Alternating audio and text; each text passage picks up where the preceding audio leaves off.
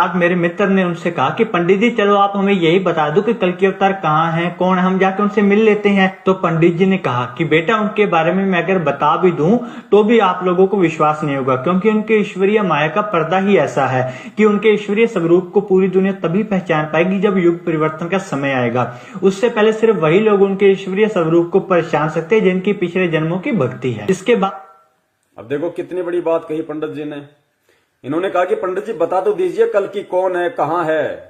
तो उन्होंने कहा कि भैया अपनी पहचान भी वही करवाएगा। एक बार ध्यान से सुनिए। ये आप और हम सत्सेवकों के लिए बहुत बड़ा एक संकेत है, इशारा दिया परमात्मा ने। सुनिए। अब मेरे मित्र ने उनसे कहा कि पंडित जी चलो आप हमें यही बता दो कि कल के अवतार कहाँ हैं, कौन, हम जाके उनसे मिल लेते हैं। तो पंडित जी ने कहा कि बेटा उनके बारे में मैं अगर बता भी दूं तो भी आप लोगों को विश्वास नहीं होगा, क्योंकि उनके ईश्वरीय माया का पर्दा ही ऐसा है। बच्चा अगर मैं तुम्हें बता भी दूं तो तुम विश्वास ही नहीं करोगे, कोई विश्वास नहीं करेगा। क्यों? क्योंकि उनकी ईश्वरीय माया का पर्दा ही इतना है। अगर पंडित जी बता दें कि भाई हिसार जेल में हरसंत रामपाल जी महाराज है तो पंडित जी को 2 गाड़ियां मिलेंगी। ये परमेश्वर की माया का पर्दा ही ऐसा है। कहां बैठा है? जेल में। और दुनिया की दृष्टि में जेल में कौन जाता है? ठग, लुटेरा, चोर, बदमाश, उल्टे कर्म करने वाला। और भगवान कहां बैठे? हिसार जेल में। तो पंडित जी कह रहे हैं कि भाई उनकी ईश्वरीय माया का पर्दा ही ऐसा है, अगर मैं बता भी दूं कोई विश्वास नहीं करेगा। क्यों विश्वास नहीं करेगा? क्योंकि परमेश्वर कहां बैठे हैं। पुण्यात्माओं, किस पे बात फिट हो रही है? और फिर पंडित जी ने कहा कि उनको केवल वही लोग जान पाएंगे। कौन लोग जान पाएंगे? सत्सेवक। सुनना ध्यान से। मेरे मित्र ने उनसे कहा कि पंडित जी चलो आप हमें यही बता दो कि कल के अवतार कहाँ हैं, कौन, हम जाके उनसे मिल लेते हैं। तो पंडित जी ने कहा कि बेटा उनके बारे में मैं अगर बता भी दूं तो भी आप लोगों को विश्वास नहीं होगा, क्योंकि उनके ईश्वरीय माया का पर्दा ही ऐसा है कि उनके ईश्वरीय स्वरूप को पूरी दुनिया तभी पहचान पाएगी जब युग परिवर्तन का समय आएगा। उससे पहले सिर्फ वही लोग उनके ईश्वरीय स्वरूप को पहचान सकते हैं जिनकी पिछले जन्मों की भक्ति है। इससे पहले उनके ईश्वरीय स्वरूप को केवल वही लोग पहचान सकते हैं जिनके पिछले जन्म की भक्ति है। तो पुण्यात्मा, ये सौभाग्य आप और हम सत्सेवकों का है जो हम परमेश्वर को पहचान पा रहे हैं हमारी पिछले जन्म की भक्ति के प्रभाव से, वर्तमान में गुरुदेव के आशीर्वाद से ईश्वरीय स्वरूप को।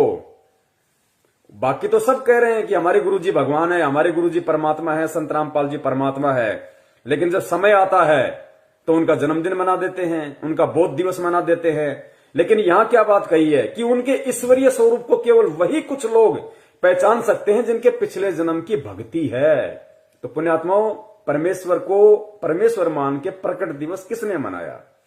परमेश्वर को परमेश्वर मान के बोध दिवस किसने नहीं मनाया? सत्सेवक। पुण्यात्माओं, बहुत असीम रजा है। एक समय ऐसा आएगा कि हम लोग पागल हो जाएंगे कि परमात्मा हम इस लायक थे तो नहीं, आपने बना कैसे दिया मालिक। तो भी आप लोगों को विश्वास नहीं होगा, क्योंकि उनके ईश्वरीय माया का पर्दा ही ऐसा है कि उनके ईश्वरीय स्वरूप को पूरी दुनिया तभी पहचान पाएगी जब युग परिवर्तन का समय आएगा। उससे पहले सिर्फ वही लोग उनके ईश्वरीय स्वरूप को। युग परिवर्तन जब दुनिया को ठोकर लगेगी, त्राई त्राई मचेगी, सब पहचानेंगे। लेकिन वो पहचानना कोई पहचानना नहीं है, क्योंकि मजबूरी में तो गधे को भी बाप बना लिया जाता है। वो पहचानना नहीं है। जब आदमी दुखी होता है और जिसके विषय में कहा करता था कि इसकी तो मैं शकल भी देखना पसंद नहीं करता, और जब आपत्ति परेशानी आती है, पता है कि 50,000 रुपए वहीं से मिल सकते हैं, तो उसको जाके बाप बना लेगा। तो वे तो विनाश के टाइम में तो हर आदमी अपनी सुरक्षा चाहेगा, अपनी रक्षा चाहेगा, गधे को भी बाप बना लेगा। संत रामपाल जी क्या कोई कहेगा कि वो फला फला व्यक्ति है, वो है, वहां जा, लाभ हो जाएगा, सुरक्षा होगी, वहां दौड़ के चला जाएगा। वो पहचानना कोई पहचानना नहीं है। पहचानना आज है, ज्ञान को आधार बना के समय रहते, ताकि आने वाले विनाशकारी समय में हमें उन परिस्थितियों का सामना ही ना करना पड़े। और किस प्रकार उस आने वाले विनाशकारी समय में परमात्मा अपनी प्यारी आत्माओं की रक्षा करेगा। जहां दुनिया आग में जल रही होगी, वहां परमात्मा अपने बच्चों को कैसे पलकों पे रखेंगे, आगे देखना आप वीडियो में।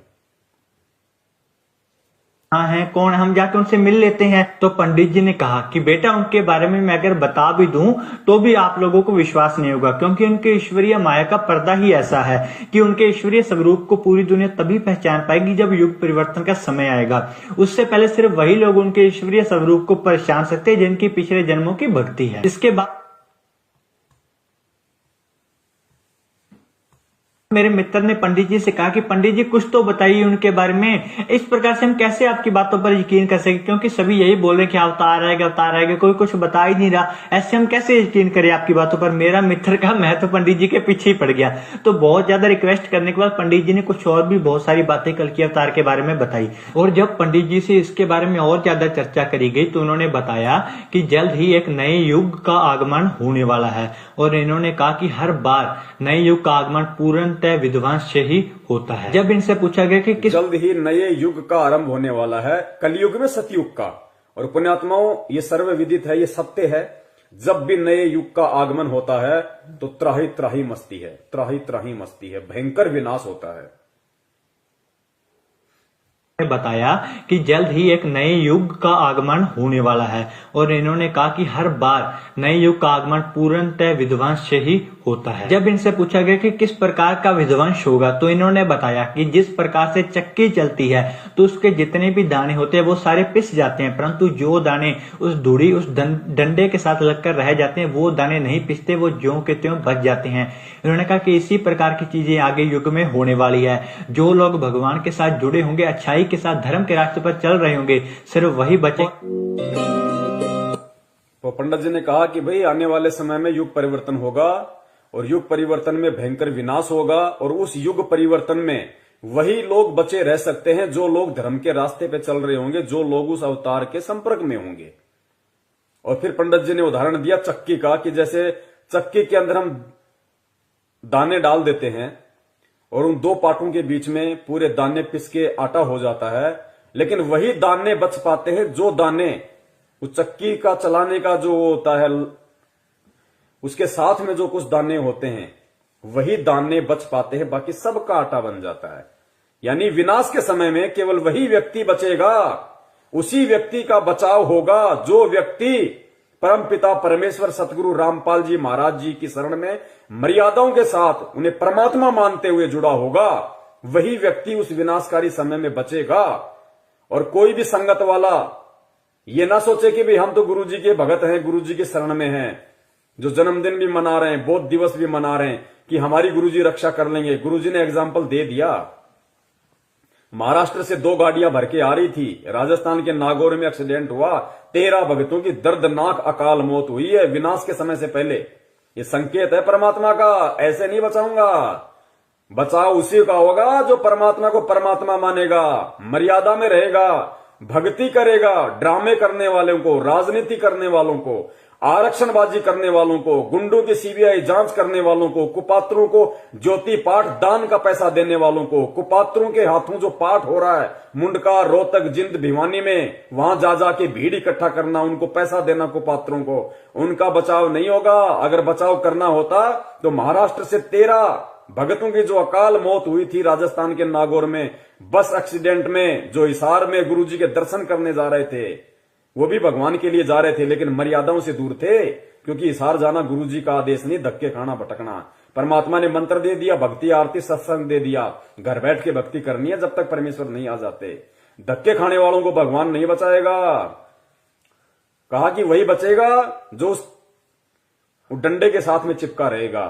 और कबीर परमेश्वर की वाणी बताई, खुद कबीर परमेश्वर ने संत रामपाल जी महाराज जी के रूप में आके क्या बताई कि चलती चाकी देख के दिया कबीरा रोई, और 2 पाटन के बीच में साबुत बचा न कोई। और फिर गुरुजी ने क्या बताया कि कौन बचेगा, तो गुरुजी ने बताया कि चलती चक्की देख के दिया कबीरा रोए, 2 पाटन के बीच में साबुत बचा न कोई, और जो कीले से लागा रहे वाका बाल न बाका होए। वो किला वर्तमान में केवल परम पूज्य सतगुरु रामपाल जी महाराज जी हैं। और 2 पाठ, एक दुर्गा और एक काल, इन दोनों के बीच में जो आ गया उसका तो आटा बनेगा चकनाचूर। और किले से लागा रहे ताका बाल ना बाका होए, ताका नाश ना होई। वो किला वर्तमान में पूरी पृथ्वी पे अगर कोई है जिसके संपर्क में रह के अगर कोई सुरक्षित रह सकता है, कोई विनाश के समय में बच सकता है, वो किला केवल परम पूज्य सतगुरु रामपाल जी महाराज जी हैं। वो कल्कि, वो अवतार, वो महापुरुष, वो तारणहार, वो मुक्तिदाता, वो जगत गुरु, वो सायरन, केवल परम पूज्य सतगुरु रामपाल जी महाराज जी है वो किला। जिसके साथ अगर कोई लगा रहेगा, साथ लगने का मतलब है उनकी शरण में, उनकी भक्ति। और उनकी भक्ति वर्तमान में जगह जगह लोगों ने फर्जी नामदान केंद्र खोल रखे हैं। उन्हीं के परिवार वालों ने, उन्हीं के भाई बंधुओं ने, रिश्तेदारों ने, कोऑर्डिनेटरों ने, सारे के सारे उन ठग लोगों ने, क्योंकि वो उस तारणहार को तारणहार नहीं मान पाए, उस परमात्मा को परमात्मा नहीं मान पाए और धार्मिक धंधा सेट कर लिया। उनके फर्जी नामदान केंद्रों से नाम दीक्षा लेने वालों का बचाव नहीं होगा, वो उनकी शरण नहीं मानी जाएगी। उस परमपिता परमेश्वर की शरण जब तक वो हिसार जेल से बाहर नहीं आ जाते, और अगर उस विनाश के समय के बाद आएंगे, उससे पहले नहीं आएंगे, ध्यान रखना।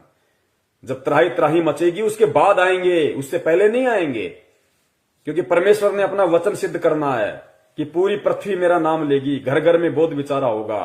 तो घर घर में बोध विचारा होगा जब संख्या कम होगी, ज्यादातर संख्या का विनाश हो लेगा, देशों के देश भिड़ेंगे, गृह युद्ध होंगे, तांडव मचेगा, आदमी आदमी को काटेगा।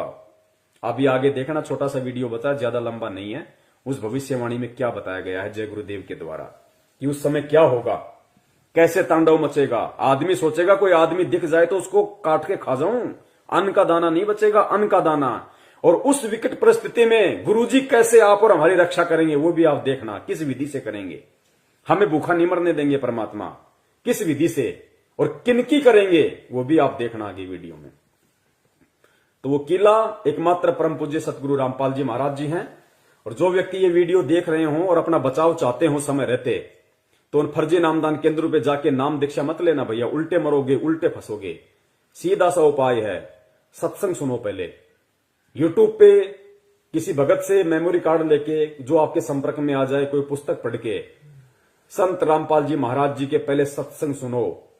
अगर उनके आने तक आप सत्संग भी सुनते रहोगे और सत्संगों के माध्यम से वो जो नियम बताते हैं, जो बुराइयां छोड़ने के लिए कहते हैं, उनको आप छोड़ दोगे, आपका बाल विवाह का नहीं होगा, बाल विवाह का। और अगर उनको परमात्मा मान के, सत्संग सुन के, ज्ञान को आधार बना के कि धरती पे अगर कोई संत है तो केवल यही है, भगवान अगर कोई धरती पे है तो संत रामपाल जी महाराज। अगर इतना विश्वास आपको हो जाए, उसके बाद में किसी भी सत्सेवक भाई बहन से संपर्क कर लेना। उसके बाद में अपने घर में परमात्मा की 3 समय की आरती करो, घर में देसी घी का खड़ी बत्ती वाला दीपक जलाओ, परमेश्वर को दंडवत करो, सत्संग सुनो, परमात्मा का शब्द सुनो। बाल बाका नहीं होने देगा परमात्मा, बाल बाका नहीं होने देगा, और कोई तरीका नहीं है। प्रकार की चीजें आगे युग में होने वाली है। जो लोग भगवान के साथ जुड़े होंगे, अच्छाई के साथ धर्म के रास्ते पर चल रहे होंगे, सिर्फ वही बचे। अब देखिए लास्ट पार्ट है ये, उसके बाद में हम परमपिता परमेश्वर जी की दया से थोड़ा आराम करेंगे फिर। तो ये लास्ट है कि वो विनाश का समय होगा, कैसा होगा, कैसा उसमें तांडव मचेगा, किस प्रकार से लोग त्राही त्राहीमान हो जाएंगे, कैसी कैसी विकट परिस्थितियां पैदा होंगी। आप देखना आप इन चीजों को।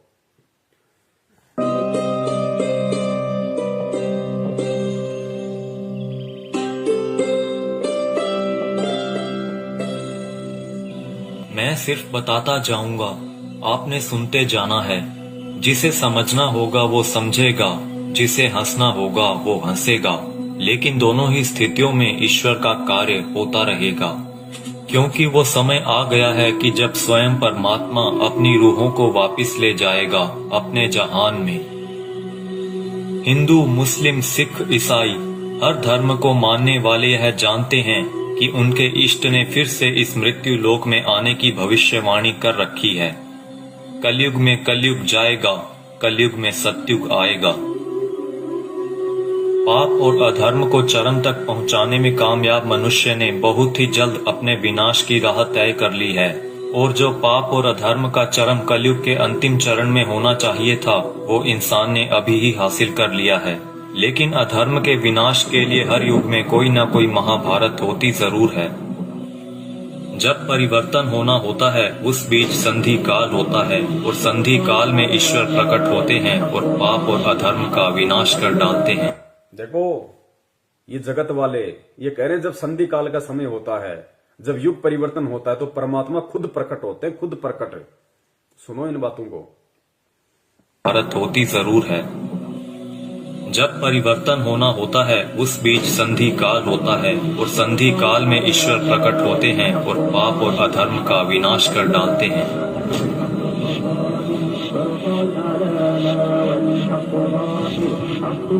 यह वीडियो वो लोग जरूर देखें जिनका परमात्मा में पूर्ण विश्वास है।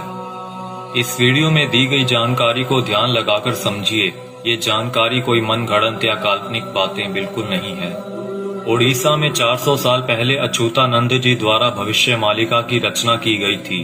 अच्युतानंद जी को भगवान श्री कृष्ण के परम सखा सुदामा का पुनर्अवतार माना गया है, जिसमें उन्होंने कलयुग के खत्म होने की भविष्यवाणी की है, जो कि गणनानुसार आने वाले कुछ वर्षों में हो सकता है। इसमें उन्होंने परमात्मा के प्रकट होने से पहले भारत के जो अंतिम प्रधानमंत्री होंगे उनके बारे में भी बताया है, और जो गुण बताए हैं वो वर्तमान के प्रधानमंत्री से मेल खाते हैं। यानी लोकतांत्रिक भारत के अंतिम प्रधानमंत्री होंगे श्री नरेंद्र मोदी, और उसके बाद होगा उस ईश्वर का प्रकट होना और पूरे भारत में मिलिट्री शासन होगा, या कहीं राजतंत्र कायम हो। अंतिम प्रधानमंत्री नरेंद्र मोदी होगा, पूरे देश में मिलिट्री शासन होगा, उसके बाद प्रकट होगा कौन? परम पूज्य सतगुरु रामपाल जी महाराज जी उसके बाद पूरी दुनिया के सामने आएंगे।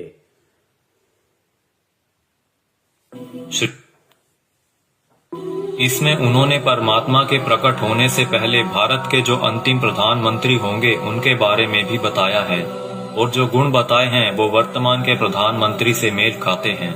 यानी लोकतांत्रिक भारत के अंतिम प्रधानमंत्री होंगे श्री नरेंद्र मोदी, और उसके बाद होगा उस ईश्वर का प्रकट होना और पूरे भारत में मिलिट्री शासन होगा, या कहीं राजतंत्र कायम हो जाएगा और पूरे विश्व में सनातन धर्म की पुनर्स्थापना होगी। हम बहुत ही भाग्यशाली हैं जो इस समय में जी रहे हैं जब इतिहास लिखा जाएगा और हमें उस दिव्य पुरुष परमात्मा को साक्षात देखने का मौका भी मिल सकता है। पद्म पुराण के छठे खंड में 71वें सेट पर श्लोक नंबर 279 से 282 में बताया गया है कि वो दुष्टों का विनाश करेंगे, पृथ्वी की हुई दुर्गति को ठीक करेंगे, अपनी सेना द्वारा ईश्वरीय नियमों को स्थापित करेंगे। वो पूरी दुनिया के एकमात्र शासक होंगे जिन पर किसी का नियंत्रण नहीं होगा, यानी कि वो सबसे ऊपर होंगे। वो पूरी दुनिया पर धर्म की विजय पताका फहराएंगे और पूरे विश्व के लिए पूजनीय होंगे। जब वो सामने आएंगे तो देश में इमरजेंसी लागू होगी। पूरी दुनिया के टीवी चैनल्स के जरिए सभी लोग उन्हें जान जाएंगे। उनकी सेना होगी, एडमिनिस्ट्रेशन होगी और उनके समाज सेवी मनुष्य भी होंगे। फ्रांसीसी भविष्य वक्ता माइकल द नास्ट्रेदामस की भविष्यवाणियों पर पूरी दुनिया के लोग यकीन रखते हैं, क्योंकि वो हमेशा सच साबित होती रही हैं। जिसमें उन्होंने 2020 को एक बहुत ही हिंसक साल बताया है, जहां दुनिया के बड़े बड़े देशों में गृह युद्ध के हालात होंगे। 2020 में ही सदी का सबसे बड़ा आर्थिक संकट भी आएगा। इसी समय में लोग काफी जागरूक हो चुके होंगे और लोगों में एक तरह का आध्यात्मिक झुकाव देखने को मिलेगा। नास्ट्रेदामस की ये सभी भविष्यवाणियां सेंचुरी नामक पुस्तक में दर्ज हैं। उनकी भविष्यवाणियों में कुछ भविष्यवाणियां ये भी हैं। जल्द ही दुनिया का तारनहार जन्म लेगा। वो एक ऐसे देश में जन्म लेगा जिसका नाम किसी समुद्र के नाम से जुड़ा होगा। आप जानते ही हैं कि पूरे विश्व में प्राचीन समय से ही भारत ही एक ऐसा देश है जिसका नाम एक समुद्र के नाम से जुड़ा है, हिंद महासागर। आगे नास्ट्रेदामस लिखते हैं, मैं उसे जब जब देखता हूँ मेरा सर सजदे में झुक जाता है। वो दुनिया को ऐसा ज्ञान बताएगा जो आज तक किसी ने नहीं दिया होगा। स्वयं को ज्ञानी विद्वान कहलाने वाले सभी उसके समक्ष नतमस्तक होंगे। वो सभी आत्माओं को वापिस अपने देश ले जाएगा। माना जाता है कि ईश्वर के अवतार का प्रकट होना वैश्विक त्रासदी के समय में होगा। आज चारों ओर डर और हिंसा का माहौल है। तरह तरह की आपदाएं नित प्रतिदिन आती रहती हैं और आने वाला समय भी पता नहीं क्या लेकर आ रहा है। क्या यह वैश्विक त्रासदी का समय नहीं है? मनुष्य बहुत ही छोटा हो जाएगा और उसके सभी अस्त्र शस्त्र निष्फल हो जाएंगे। आज मनुष्य में नैतिक चारित्रिक गुणों का पतन होता जा रहा है और वर्तमान समय में चल रही महामारी के लिए मनुष्य के सभी प्रयास भी निष्फल हो चुके हैं। कई सौ वर्ष पहले हुए संत सूरदास और संत रविदास जी ने भी उस अवतार के लिए भविष्यवाणियां कर रखी हैं, जिनके ऊपर हमने अलग से वीडियो बना रखी है। हो सकता है कि इस संधि काल के बाद ईश्वर द्वारा चुने गए कुछ मनुष्य ही अगले युग में कदम रखें। इसीलिए इस समय में हम सभी को पूर्ण रूप से, पूर्ण प्रयत्न से अपना आध्यात्मिक विकास करने की जरूरत है।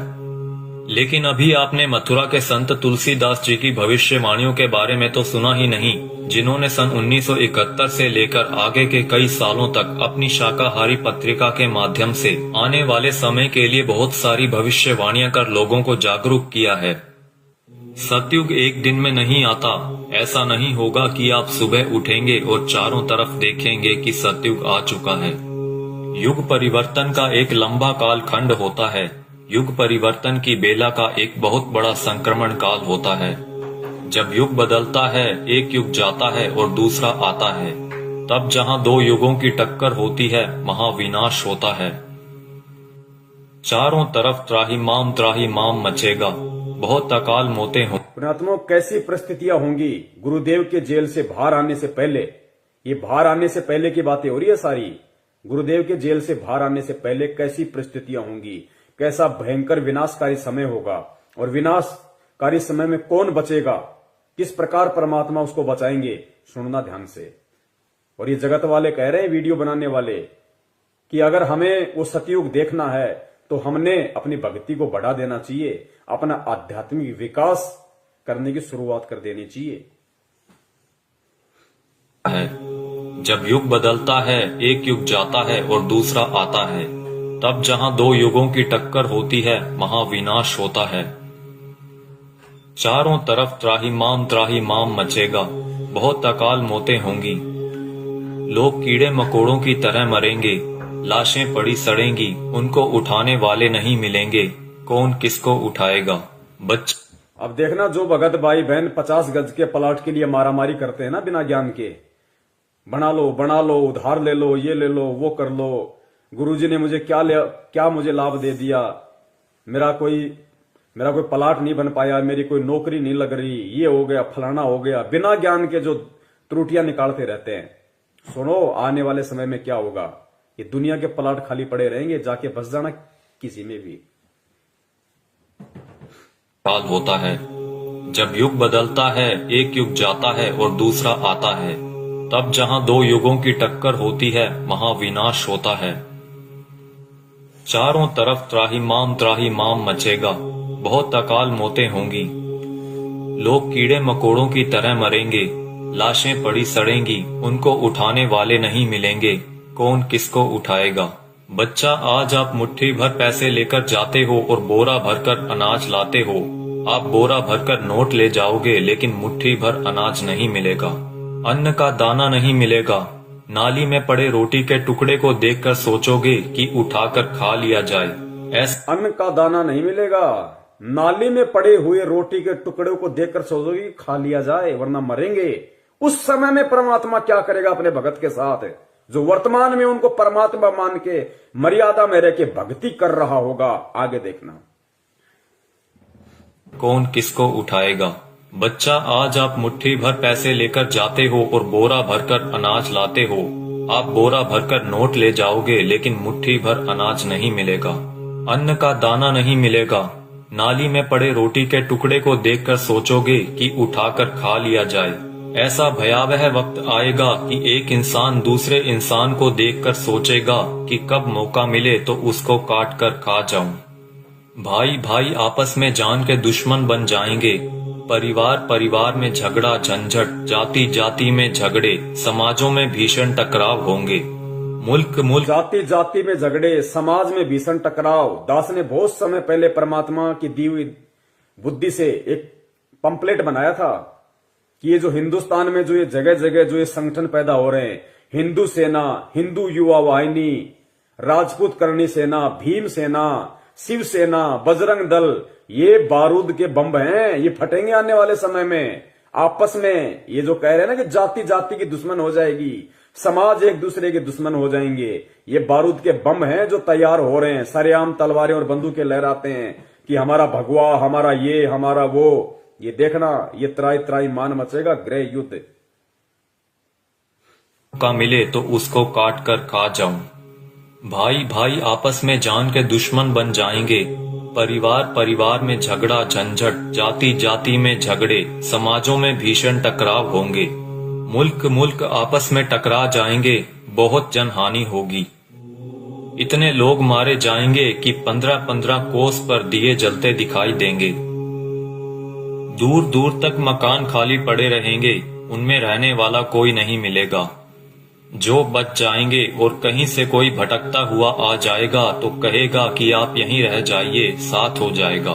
कई छोटे बड़े देश दुनिया के नक्शे से इस तरह गायब हो जाएंगे जैसे वो कभी थे ही नहीं। अभी आपने क्या देखा है? सूखा, अकाल, भुखमरी, बीमारियां, कोलाहल, कोहराम, बाढ़, महामारी। अभी आपने कुछ नहीं देखा, वो आगे आ रहा है। उसके एक बार से 200-200 गांव खत्म हो जाएंगे, बड़े बड़े शहरों का नामो निशान तक मिट जाएगा। ऐसी ऐसी बीमारियां आएंगे कि डॉक्टर जिनका नाम तक नहीं जानते, वो कहेंगे हमने ऐसा पहले कभी नहीं देखा। ऐसी भयावह बीमारियां होंगी कि डॉक्टर अस्पताल से भाग खड़े होंगे, कहेंगे हमारे पास इसका कोई इलाज नहीं है। आप समझते हो सतयुग ऐसे ही चुपचाप चला आएगा? भयावह विनाश लीला के बाद जो मुट्ठी भर लोग बचे रहेंगे वो सतयुग का नया सूरज उगता हुआ देखेंगे। भयंकर विनाश के बाद में जो मुट्ठी भर लोग बचेंगे वो सतयुग का नया युग देखेंगे।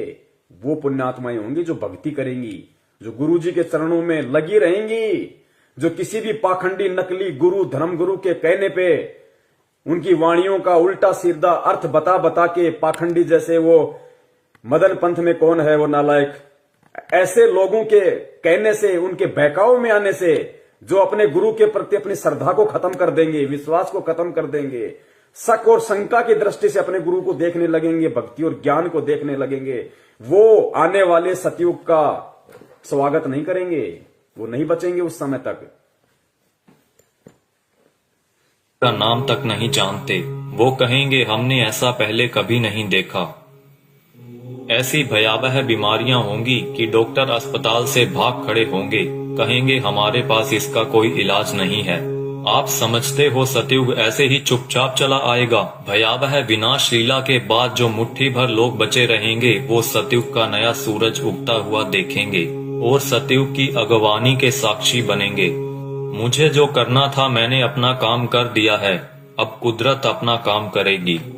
आने वाले समय में यूएनओ भारत में चलेगी, सुरक्षा परिषद भारत में आएगी, विश्व का न्याय भारत में होगा, देश और दुनिया का तख्ता पलट होगा, छोटे छोटे राष्ट्रों का भारत में विलय होगा, देश में प्राकृतिक और दैवीय प्रकोपों से भारी जनहानि होगी, 20 करोड़ लोग एक झटके में लापता हो जाएंगे, आबादी बहुत ही कम रह जाएगी। भारत की बहुत कम आबादी होने पर भी भरपेट खाना नहीं मिलेगा। इतने कष्ट आएंगे कि लोगों की कचूमर निकल। भारत की बहुत कम आबादी बचेगी, कहते हैं उसके बाद भी भरपेट खाने के लिए भोजन नहीं बचेगा लोगों के पास में। ही कम रह जाएगी। भारत की बहुत कम आबादी होने पर भी भरपेट खाना नहीं मिलेगा। इतने कष्ट आएंगे कि लोगों की कचूमर निकल जाएगी। चारों तरफ विश्व युद्ध होगा, कीटाणु बमों का प्रयोग किया जाएगा। एक सफेद पोशाकधारी ही युग परिवर्तन का कारण बने। बंदी छोड़ सतगुरु रामपाल जी महाराज की जय हो। एक सफेद पोशाकधारी, क्योंकि ये जितने भी भविष्य वक्ता हैं विदेशी, ये जो परमेश्वर को देख रहे हैं, उस अवतार को देख रहे हैं, ये गुरु जी के वर्तमान रूप को देख रहे हैं। एक सफेद पोशाकधारी जिसका गौर वर्ण होगा, चरम विहीन पादुकाएं होंगी, मस्तक पे अर्धचंद्र का निशान होगा। ये सतगुरु रामपाल जी महाराज जी के वर्तमान रूप को देख रहे हैं। अपनी भविष्यवाणियों में उन्होंने वर्तमान समय को उन्होंने देखा था। एक सफेद पोशाकधारी ही युग परिवर्तन का कारण बनेगा।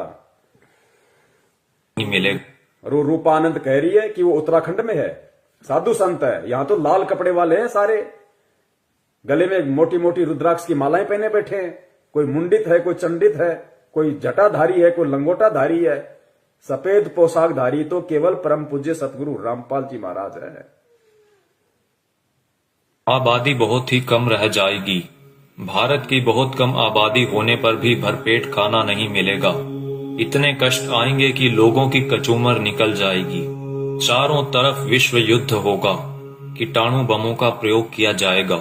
एक सफेद पोशाकधारी ही युग परिवर्तन का कारण बनेगा। आप शीघ्र अतिशीघ्र उस आध्यात्मिक शक्ति के साथ जुड़ जाएं तो आपका बचाव होगा।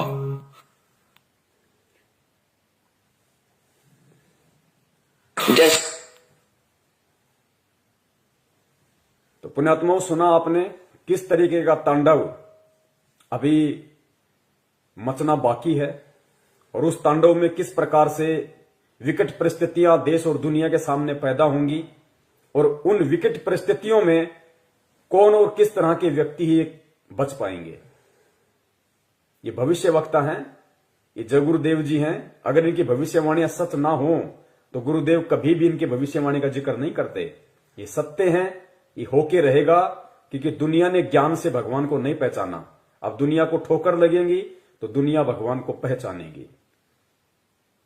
भारत की बहुत कम आबादी रह जाएगी, उसके बाद भी भरपेट भोजन नहीं मिलेगा। दाने दाने को लोग तरस जाएंगे, दाने दाने को। और नाली में, गंदी नाली में अगर कोई रोटी का टुकड़ा किसी को दिख जाएगा तो सोचेगा खा ले उठा के। ऐसी विकट परिस्थितियां पैदा होना बाकी हैं और हम कर रहे हैं राजनीति। कभी बीजेपी को वोट, कभी कांग्रेस को वोट, कभी आरक्षणबाजी, कभी जाटों के आरक्षण में जाओ, माता बहनों को लेके जाओ, गुंडों की सीबीआई जांच कराओ। मस्ती सूझ रही है, मौज हो रही है। अभी देखना आगे चल के क्या बनेगा। भले तुम भगत हो, भगत वो है जो मर्यादाओं में रहता है, परमेश्वर को परमेश्वर मानता है। तो वो जो विनाशकारी जो समय जो बताया है भविष्य वक्ताओं ने कि दाने दाने को लोग तरस जाएंगे, ना कोई काम होगा, ना कोई धंधा होगा, ना कोई खेती होगी, कुछ नहीं होगा। उस समय जो लोग बचे होंगे वो भी भुखमरी के शिकार होंगे, दाने दाने को तरसेंगे। गंदी नाली में रोटी का टुकड़ा होगा, सोचे खा लो। तो पुण्यात्माओं, उस समय में वो परमपिता परमेश्वर, वो बंदी छोड़ सतगुरु रामपाल जी महाराज जो अवतारी पुरुष है, महापुरुष है, तारणहार है, वो किन आत्माओं की रक्षा करेगा और किस तरह से रक्षा करेगा। वो उन आत्माओं की रक्षा करेगा जो परमेश्वर को परमेश्वर मानेंगी, जो उन्हें मुक्ति दाता मानेंगी, हृदय से, आत्मा से, जुबान से नहीं। और घर में अन्न का दाना ना होने पर भी वो परमात्मा किस तरीके से अपने बच्चों की रक्षा करेगा। पुण्यात्माओं, सबसे बड़ा भविष्य वक्ता परमात्मा होता है, जो आज धरती पे संत रामपाल जी के रूप में है। लेकिन परमात्मा स्पष्ट रूप से जिक्र नहीं करते, परमात्मा संकेत कर देते हैं। तो आने वाले जो समय है भयंकर, आप और हमारे रहते सहते जो समय आएगा, उस समय के लिए परमात्मा ने कई बार सत्संगों में संकेत किया है और इशारा कर दिया परमात्मा ने कि पुण्यात्माओं, किस प्रकार भगवान तुम्हारे साथ में रहेगा, चिंता मत करना, घबराना मत, मैं सदा तुम्हारे पास में रहूंगा। किस प्रकार दया करेगा परमात्मा, इस वीडियो को सुनिए पुण्यात्माओं और परमेश्वर के चरणों में नतमस्तक हो जाओ। कभी सपने में भी मत सोचना किसी और नालायक की तरफ, किसी साधु संत महंत पाखंडी की तरफ, किसी अन्य संत पंथ की तरफ जाने की सौपन में भी मत सोचना, वरना पतिव्रता धर्म से डिग जाओगे। फिर रक्षा करने वाला इस भगवान के अलावा दुनिया में कोई नहीं है। उस विनाश के समय में, उस संघर्ष के समय में परमात्मा उसी आत्मा के साथ रहेगा जो वर्तमान के संघर्ष में परमात्मा के चरणों में पड़ा रहेगा। काल हमें जो तोड़ने की कोशिश कर रहा है, जीव आत्माओं को डिगाने की कोशिश कर रहा है हर तरीके से, सतलोक आश्रम मैनेजमेंट हरियाणा के द्वारा नित नए पीले पीले पर्चे निकाल के ज्ञान विरुद्ध आदेश दे दे के हराम की कमाई, राजनीतियां करवा के, आरक्षणबाजी करवा के, ये काल की चाल है। ये उस विनाशकारी समय में आपकी रक्षा ना हो उसके लिए आपको तोड़ रहा है। आप सोच रहे हो हम गुरुजी के शरण में हैं, आप कांग्रेस को, बीजेपी को वोट दे रहे हो, भगत होके आरक्षणबाजी कर रहे हो, कुपात्रों को दान दे रहे हो। ये कोऑर्डिनेटर भक्तों की लड़कियां ले लेके भाग रहे शादीशुदा होने के बाद, इनको दान दे रहे हो। ये भगोड़ों को दान दे रहे हो। गुरुजी के कलयुगी झूठे मक्कार परिवार को, बेटा बेटी, उनकी पत्नी को आप दान दे रहे हो। ये उस विनाशकारी समय में आप अपनी गर्दन पे तलवार रख रहे हो। दान सुपात्र को दिया जाता, कुपात्र को नहीं। मर्यादाओं से दूर हो रहे हो आप। ये रोहतक मुंड का जिंद दीवानी हरियाणा में जो ढोंग कर रखा है इन लोगों ने, आदरणीय गरीबदास जी महाराज जी के पाठ प्रकाश का 150 दिन से ये लोग धन प्राप्ति के लिए जो ड्रामा कर रखा है, तुम सोच रहे हो हमें पुण्य मिलेंगे। गुरुदेव कहते हैं तुम करत हो पुण्य होत है पापम, तुम पुण्य समझ के कर रहे हो लेकिन अज्ञानता में तुम पाप के भागी बन रहे हो। बचाव नहीं होगा तो किनका बचाव होगा उस समय, और कैसे बचाव होगा?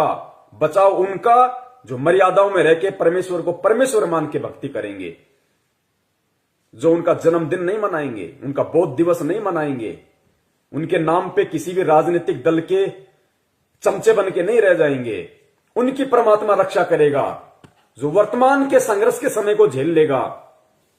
काल एक तरफ मैनेजमेंट के माध्यम से संगत को तोड़ने की पूरी कोशिश कर रहा है, दूसरी तरफ नकली संतों को, पाखंडियों को खड़ा कर रहा है, गुरुदेव के वचनों में, वाणियों में मीन में कर करके, और गुरुदेव से आत्माओं का विश्वास तोड़ने की कोशिश कर रहे हैं। परमेश्वर कहते हैं बीजक की बाता कहें बीजक नाही हाथ, पृथ्वी डुबोवन उतरिए कर कर मीठी बात। उनके मीठे मीठे श्लोक सुन के, उनकी बातें सुन के हम सोचते हैं कि वहां मूल ज्ञान है, वहां पवित्र ज्ञान है, वहां ये है, वहां वो है। महीने 2 महीने जाते हो, फिर गधे की तरह मुंह लटका के वापस आते हो। भगवान से दूर हो गए, ना इधर के ना उधर के, धोबी के कुत्ते वाली हालत हो जाती है तुम्हारी। काल ऐसा करके छोड़ देता है। तो इस वर्तमान के संघर्ष के समय में जो संघर्षशील रहेगा, जो न टूटेगा, न डिगेगा, न झुकेगा, न मुड़ेगा, भगवान को सिर सौंप दिया तो सौंप दिया, उस आत्मा की परमात्मा फिर उस संघर्ष के समय रक्षा करेगा, जो आज उस परमात्मा के लिए संघर्ष कर रहा होगा। और किस प्रकार परमात्मा रक्षा करेगा? भक्तिहीन प्राणी और जो भगत आज मर्यादाओं में नहीं है, जो परमेश्वर को परमेश्वर नहीं मान रहे, उनकी स्थिति होगी उस समय कि गंदी नाली में अगर रोटी का टुकड़ा भी मिल जाए तो खाने को मजबूर होंगे।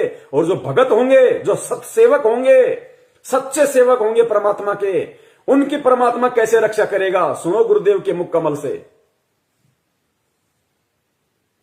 जैसे दास बार बार आपको कथा सुनाता है कि जिस समय परमात्मा के नाम से झूठी चिट्ठी लिख दी थी कबीर जी के नाम से, और 18 लाख प्राणी साधु संत आगे थे। वो साधु संत कौन थे? घर छोड़कर जंगलों में अपने गुरुओं के पास भक्ति के लिए, भगवान के लिए भटक रहे थे। वो उनकी विशेष प्यारी आत्मा थी। अब वहां उन 18 लाख को 3 दिन तक झोपड़ी में बैठे गरीब जुलाई ने, वो तो भगवान थे, लीला कर रहे थे, 3 दिन तक उनको वो भोजन खिलाया जो कभी सुना भी नहीं था उन महापुरुषों ने, भक्तों ने, साधुओं ने। और सोना की मोहर दी और दोहर दी, और छक्के हलवा पूरी कचौड़ी जलेबी छक खावा, छह खावा, दिन में भूखे मरे थे, मेरे बुगड़े खानिए थे होते।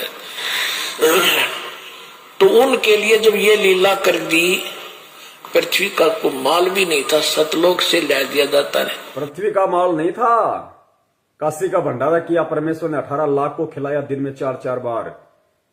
इस पृथ्वी लोक का नहीं था, वो सतलोक से लाए थे परमात्मा। और फिर आगे देखना पुण्यात्माओं, किस प्रकार उस विनाश के समय में जब ऐसी संकट पैदा होगा, ऐसी विकट परिस्थितियां पैदा हो जाएंगी, क्योंकि गुरुदेव तो परमेश्वर है, अंतर्यामी है, उनको तो पता है उस विनाश के समय का।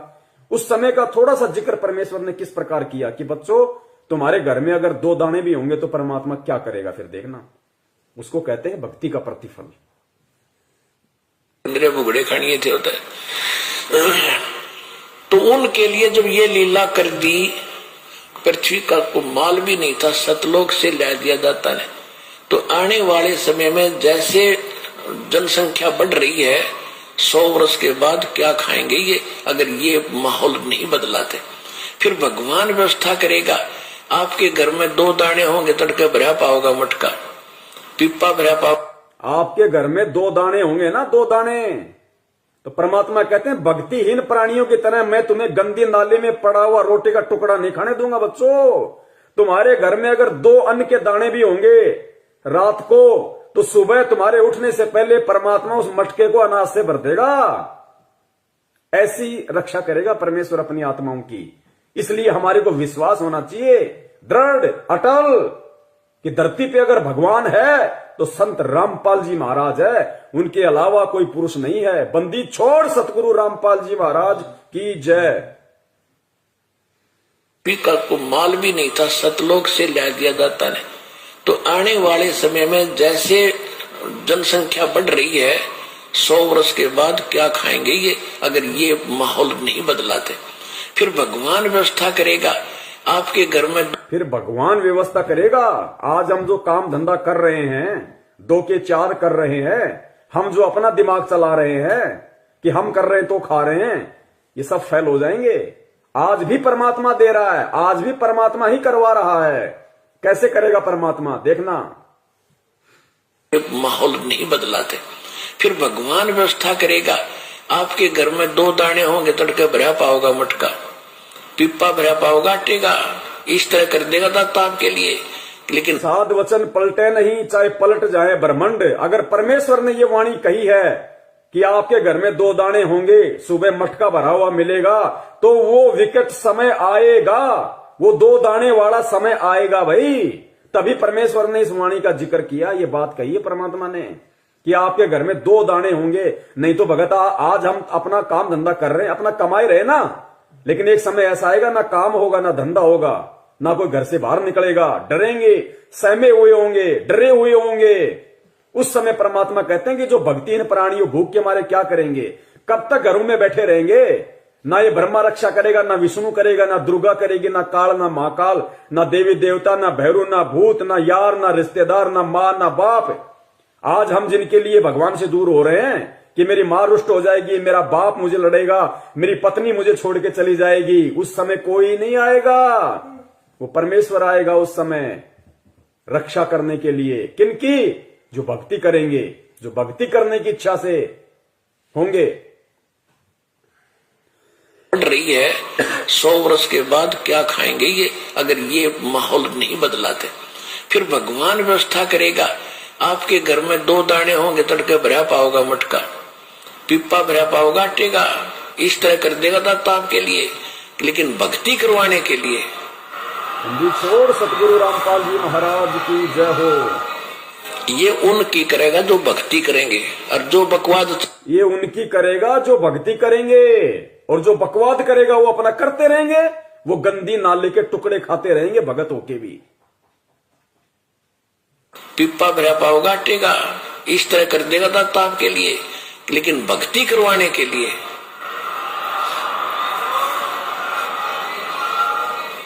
ये उनकी करेगा जो भक्ति करेंगे, और जो बकवाद चाहोगे वो अपना करते रहियो।